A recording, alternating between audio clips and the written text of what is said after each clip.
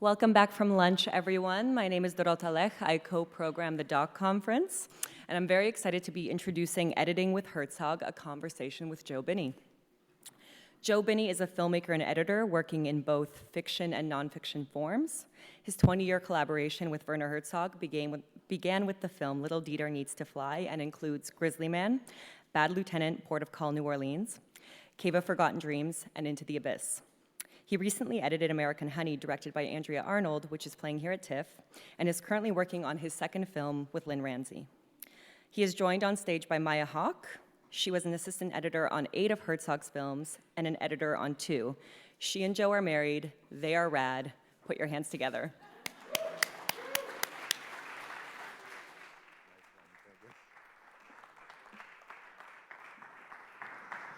Hello, hello, hello, hello, hello, hello, hello. So we're going to talk about my career editing with Werner Herzog.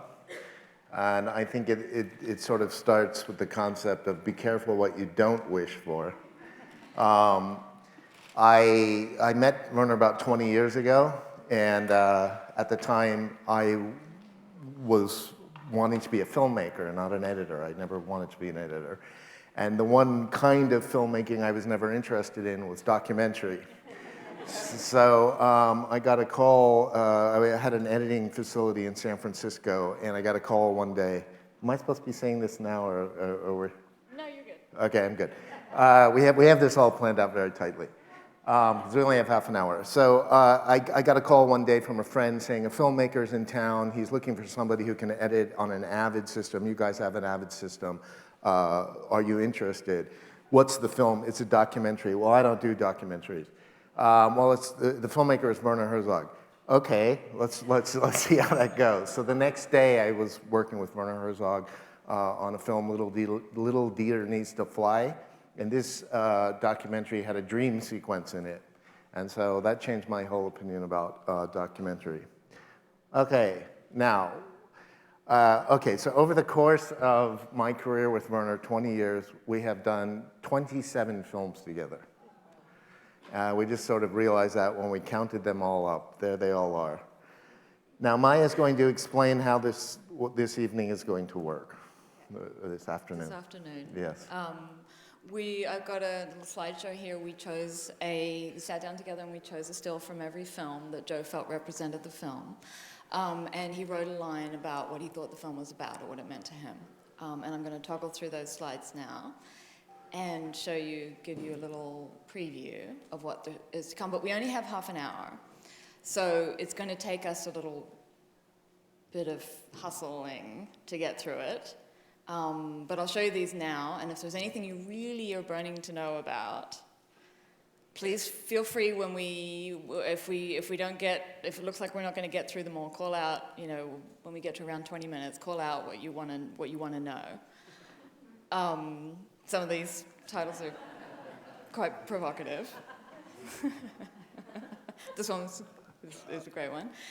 But Joe's going to say a few words about each one as we go through, and we're just going to try and plow through these. As quickly as we can, so it'll be like a little bit of a game show. A little bit of a game show. So the one thing I did want to say is it's been a really interesting year, couple of years in my life. I've worked on a ton of films in the last couple of years, different films, narrative films, documentary films.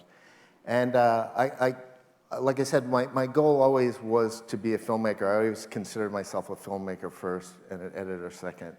And I decided actually this year, so tonight we're premiering here the film Into the Inferno. And I decided that this is going to be the last film that I'm going to do with Werner. And he's aware of that, and it's obviously a big turning point in my life. So this is kind of a special day for me to look at these films with you. So we're just rattling through. Yep.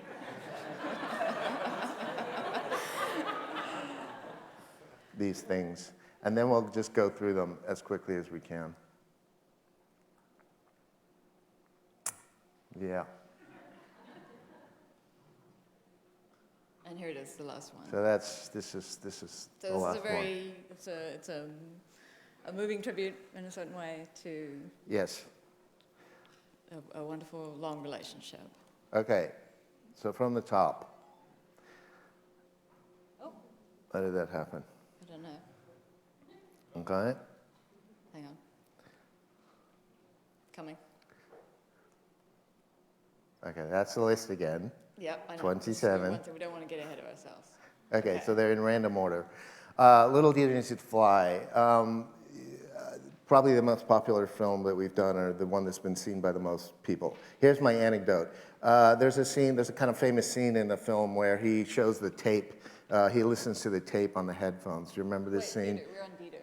What? We're on Dieter. What? Little Dieter, you're talking about Grizzly Man. Oh yeah, Little Dieter. Sorry, that's Grizzly Man. See, right off the bat, That's why I'm screwed. here. You know why? There's a picture of a bear. I know, it's confusing. We shouldn't have done that. Why did you choose that picture? Little Dieter Needs to Fly. Again, Dream Sequence was an amazing breakthrough film for me. I will actually very quickly go through the next couple of films because I just really kind of want to say the same thing about them. So this is an amazing film. If you haven't seen it, Wings of Hope. It's about a woman who crash landed in the jungle and found her way out. I highly recommend this film. It says the end of something, the beginning of something else. That goes for this film and the next one, which is the film about Klaus Kinski. I'm not your normal church Jesus, which is a quote from Klaus. And what I want to say about these three films is the beginning of something else, end of something. I feel, in 20 years, I've had some influence on Werner's filmmaking, obviously. I think that pretty much began to kick in around Grizzly Man, maybe the film before that. But it's quite interesting looking at the earlier films that we did together because obviously they were much more driven by him. I was very intimidated working with him for the first, it took like 5 films to break the ice. And I used to be just terrified of having lunch with him. That was the worst part of it. The conversations I would have to, what? I still am terrified. Yeah, well, there you go. But we actually, all eat lunch together every day. We edit at home in our Hollywood apartment. And Werner comes over in the morning and they drink coffee and have lunch together. It's a very intimate process. It is. We work at our home. It's interesting looking at these early films because I think they're much more his filmmaking before I influenced. At least that's my take on it. And so it's remarkable. I mean, I'm proud of the work I did, but then you also always think, well, what if I hadn't, if he'd worked with somebody else, or if he'd just kept going in the way that he had been going. It's an interesting thing to conceive of. This is a very interesting thing I really like in Kinski, which is this scene where he talks about the fact that he had, as a young man, Werner had seen Klaus in this particular film, and he remembered this moment where Klaus wakes up, which is a difficult thing to do, and to do that believably as an actor. And he thought it was this amazing thing, and he knew he wanted to work with this actor. And then we went back and we looked at the moment. We found the film and we looked at it. It was like, it's no big deal. It's really, there's absolutely nothing good about it. So it was a cool thing. This is a technique we've used many times. We put that in the film, that you watch it like 5 times and you kind of go, there's not much to it. Next. This is an amazing film I had completely forgotten about. Actually, Werner shot the film. This was kind of at a low point career-wise. And he shot this film by himself, and I edited it. We edited it very quickly, as I recall. I had largely forgotten about it, but we saw it the other day. And it's just about, it was basically a television show that was German television, and it was about Christianity, pagan Christianity rituals in South America. And so we did it very quickly, and there's 2 versions of it. You'll see the other one coming up. But we realized that this particular version of it, I didn't even know this. When the channel took the film, they actually replaced his voiceover. So it's a Werner Herzog film with some guy talking like this on it. And it's just completely bizarre. It is the weirdest thing because there's that, but they didn't change the picture. So he's saying this kind of like, Discovery Channel kind of stuff, but the imagery is just completely weird and Herzogian. So it's It's worth seeing for that. yeah, it's quite remarkable. Invincible. I will never emotionally invest in a title sequence again. This film had the greatest title sequence in the world, and the reason is it was just you were going through a single handheld shot through a shtetl in Poland in the 1930s. Just looks like it's straight out of a documentary, completely believable. And we just put the titles in there. And then it came, and just the way we laid out the titles, when it came to the guy sharpening the axe, that was my title. And I was like, this is the greatest thing. I was the very young filmmaker. I was like, this is the greatest thing. And then, of course, what happened? Like 5 executive producers came on, and they stuck their names, and my name, I don't even know if my name got on the front or not, but if it is, it's no longer on the axe. This is a short film. It's just, it's this kind of shit, meaning it's this kind of film, you know, those kind of Herzog films that look like that.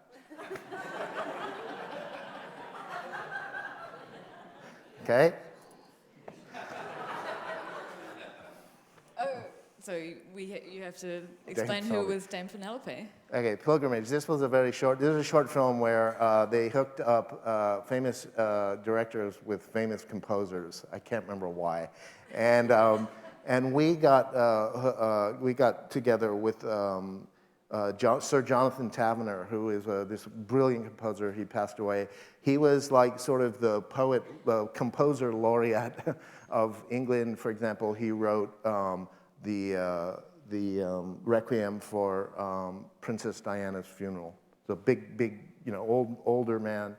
And we did this film. He gave us this phenomenal piece of music, and we never met him or knew nothing about him. And then we were invited after we made the film. He wants to see the film. Please come to his house. So we were in London. So Werner and his son and I go to Chelsea in this apartment, and really like just completely on a level of wealth and whatnot that I rarely come across. And so we go in there having no idea. We didn't even know where we were going. We didn't know if it was a screening room or whatever it was. We go in this place, and there's all these, you know, very iconoclastic, weirdo, wealthy English people there. And the very first thing we hear is, oh, look, there's Dame Penelope. Because there was a Dame Penelope there. And how was Werner that evening? He was awesome that evening. He was completely at ease with everybody, and he was great. And we had to show the film the whole reason we're there, to show the film to John. John's quite old at that point. He's just sitting on the couch, and they're going to show it on the television. So everybody gathers around the couch, and we're kind of standing behind him. Including Dame Penelope? What's that? Including Dame Penelope. Dame Penelope was there for sure. And we show the film, and John just is weeping, he couldn't even speak. It was such an emotional thing for him. So I guess it was successful. And Werner was delighted. He was like, this is that same film that I said, but this one now has Werner's narration in it and a different name. It's called Christ and Demons in New Spain. And when we were looking at this the other day, I was so moved by this film, the images in this film. When we lost this feeling, we lost our way. It's just this particular scene, for example, is this wooden Christ, and is in Guatemala, and just people coming up to it and touching it and having their children kiss it, and it's just embodied. You know, this is a piece of wood. At the end of the day, but it's I mean that in the arts. When we lost that kind of reverence, we lost our way. That's a very strong feeling I have. You need that in the arts. You need faith. I'm not necessarily saying religious faith, but you need faith in something beyond just ourselves and that kind of stuff. So I quite like this film. Looking at it again, I don't know where you would ever get it, but it's quite remarkable. Don't get the one with the wrong voiceover. For the same amount of time, this is about the Dalai Lama and this festival in India. And the same amount of time that I've been working with Werner, the exact same amount of time he's been working with the same DP, Peter Zeitlinger, who's absolutely brilliant. And Peter, every much as, probably more than my contribution. What you think of as Werner Herzog films, you are seeing Peter's cinematography. We actually saw a film. He used to work with Ulrich Seidel, who's an Austrian documentary filmmaker, and we saw a film. It was the film that Werner saw Peter shot, that Werner said, I want to work with that guy. And we were just blown. We didn't know Peter shot it, but we knew from the first frame, well, that's Peter. And it was just mind-blowing to me how much of the things I associate with Werner were in that film. And so it's just something to bear in mind. So a big shout out to Peter Zeitlinger, who was brilliant on that film. This was almost my last film with Werner, so that's about the 5th or 6th film. I was very frustrated by this point. The films weren't really being seen. I didn't feel like I was having enough input. I was getting steamrolled too much by him. I really, on the one hand, it's difficult because I really loved so much of what we were always doing. But then there would be things I didn't understand why they were that way. And I didn't like the idea of because they're that way. I couldn't accept that. And this film I felt was very much like that. It's actually a very good film. You quite like this film. I think it's a beautiful film. Yeah. And it was, but I remember how hard it was for you at that time. That we'd been through sort of the heartbreak of working on these magnificent films. Some of them are magnificent. And nobody really saw them until this one came along. Yeah. And then things really turned around. What I remember about this was that after the other one, I was very seriously thinking I didn't want to do another film. And then we heard about what this film was about, Grizzly Man. And it was actually, he shot it while we were editing the other one. And I said, I don't want to do it. And you said, you have to do it. Yeah. It's I had read the Vanity Fair article. It scared the hell out of me. And I just felt like this was going to be great. And it was. And yeah. It's probably your favorite, right? What's that? Is it your favorite? I mean, it has to be up there. It's one of my favorite documentaries, period. It's one of the few films I can watch again. I don't like to see the films ever again, any films that I've worked on. But this one I can watch. We could watch it now and I would laugh at it. Here's my anecdote. It was the one I was trying to tell earlier. There's the scene where he's got the headphones on and he's listening to the tape. So after this whole thing about, you should not keep the tape. And he says to her, Jewel is the name of the woman who's in the scene. He says to her, it will be the white elephant in your room. Now that's a mixed metaphor. It's either a white elephant or it's the elephant in the room. But there's something kind of charming about that, and so that was cool. However, Jewel sat there for 2 seconds and she said, you mean it will be the telltale heart in my box? Which is, I think, Poe and Kurt Cobain. And it's like, yeah, it's fine, we'll keep it, it's fine. No, we can't, that just ruins everything. You cannot have that scene end like that. But she said it so tightly on it was very difficult to get out of it. So if you look at Grizzly Man again in that moment, there's a fade out of Jewel just kind of looking at him. And I built a tiny loop of like 8 frames that go back and forth and back and forth and back and forth and back and forth.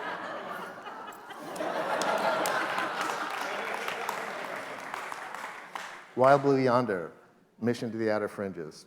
Can't really say anything more about that. Has anyone seen it? Anybody heard of this film? Yeah, there you go. It's a feat. You've seen it. Next one. At 0800 hours. Have you seen it? I actually haven't seen it. But the only time I saw The last one, Wild Blue Yonder. was while we were mixing it. That's the last time I saw it. At 0800 hours. This is, I quote that because Werner, we're in the 10-minute, we have only 10 minutes to go. So I think we have to now move to, are there films you want me to talk about? Yeah. Did anybody see anything coming up that they Or are there, yeah. burning to know? Or should we just carry on as we're going? Yeah. You're liking it? Okay, they're liking it. They're good. We're just going to carry on. Oh, we're just going to carry on? Okay, good. Carry on, yeah. All right, where were we at? Well, Well, let's just go to this one. Did I then. skip one?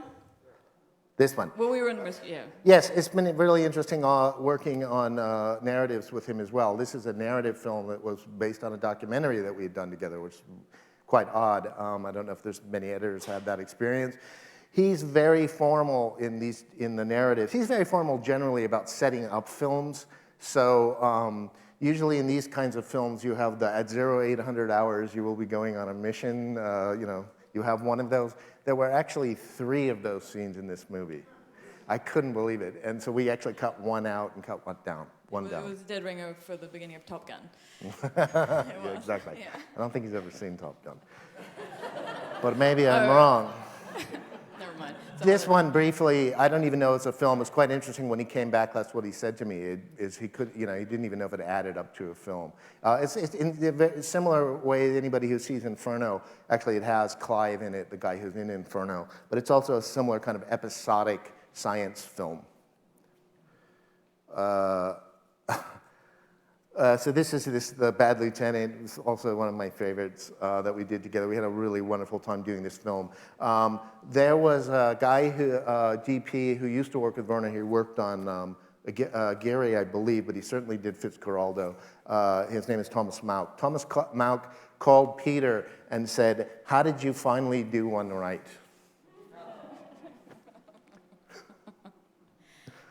I still have the hard drive in my closet. I think we just got rid of it. I don't. Did you want to talk about him? This is another one. I don't really have much to say about this one. Uncomfortable 3D experience. That was editing Cave of Forgotten Dreams, which was a very fine film, edited in 3D. We both did this one together. It gave us tremendous headache. I have absolutely no recollection of editing this film. What's that? Very hard on the marriage. Yeah, it was hard on the marriage too. Yeah. I have absolutely no recollection of editing this film.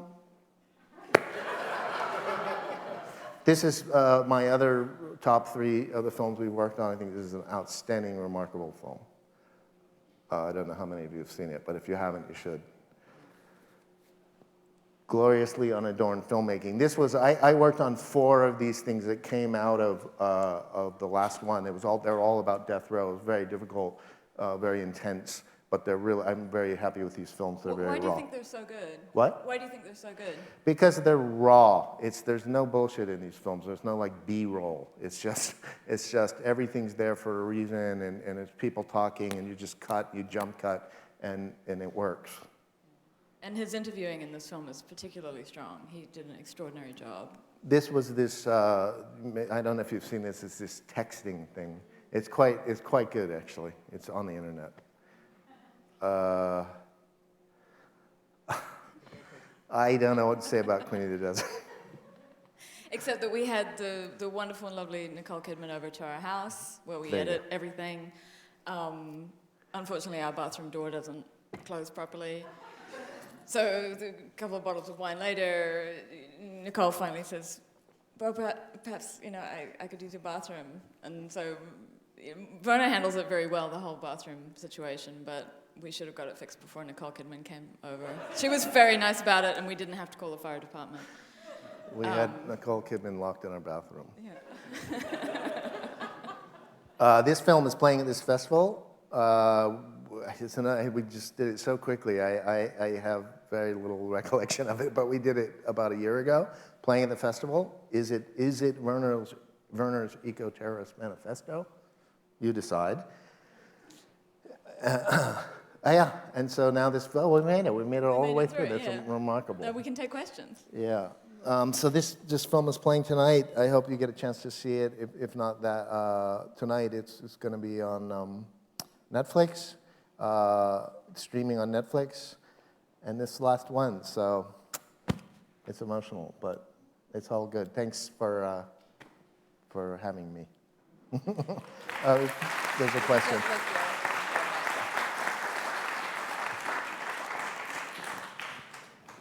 We'll get you a microphone. Do we have more time, or we do? Yeah. It's okay. Okay, They want to get proper sound. Well, that was interesting. Thank you very much. Now, as a director, how does being an editor as well affect your decisions in your how you go about shooting your film? Well, I think, like I said, I think it's important as an editor. Editors get steamrolled quite a lot. You know, you're kind of at the bottom of, not the bottom, but you're in the middle rung of it. And I've always been very pushy about if you work with me, we're co-filmmakers. I understand it's your film. You put all the effort into it. You shot it, all of that. But once we get to this stage, it's a co-filmmaking thing. I think all editing needs to be done with more than one person. When Werner and I edit together, we very much edit together. I mean, we're making the decisions together.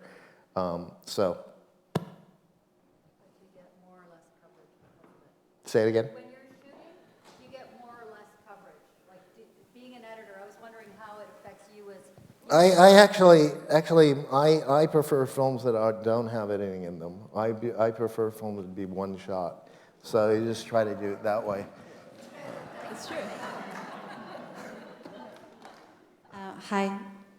I was wondering what was the work process like in terms of the system that you guys came up with, because after a long time you usually come up with a system where you work. Well, it's hard to answer quickly, but I think the most important part is when you're looking at the rushes, and we do that together, and then he usually, I'm very clear, we're both very clear about how we feel about everything. And then he lets me work on it, sometimes more and more, like I do a lot of it on my own, and then he comes back. And then a big part of the process, is how we write the narration, which we do together, and we do it while we're editing it, so that it's organic to the way the film comes down. It's not put on afterwards, or the images aren't put on afterwards. Yeah, it's very much a writing process. That it's more of a language process in some ways that you guys do. Yeah, you end up writing sentences you would never write because they're structured around the images. They need to go from here to here, and so they go in interesting places. Yeah. It's a whole... So they work with a microphone right there on the editing desk, and Werner copiously writes out everything in longhand, and then you discuss it, and then you put it to picture, and then you play it, and then you continue. Yeah, and then we it's a very reword organic it. Process. We reword it, or we re-edit the image sometimes to make it work better. Yeah.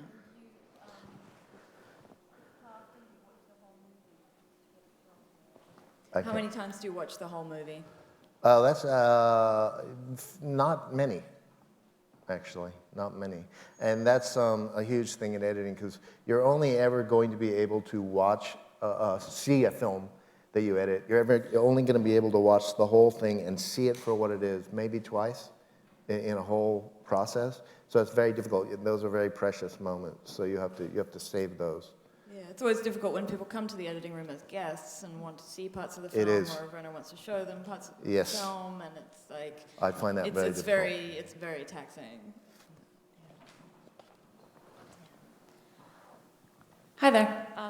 You mentioned that you don't watch a lot of the films that you edited afterwards. Like, why is that?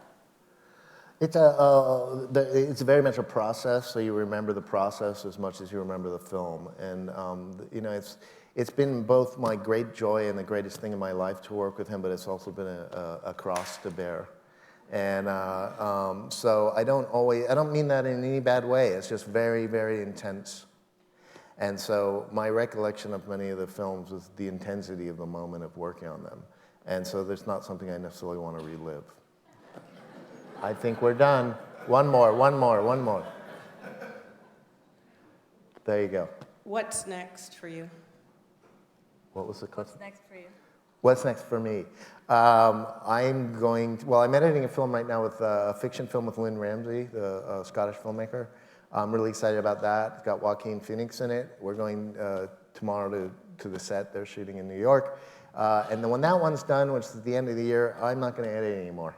That's my thought. I'd like to do something else. Yeah, that's a big All right, announcement. cool. Thank you very much. It was really fun.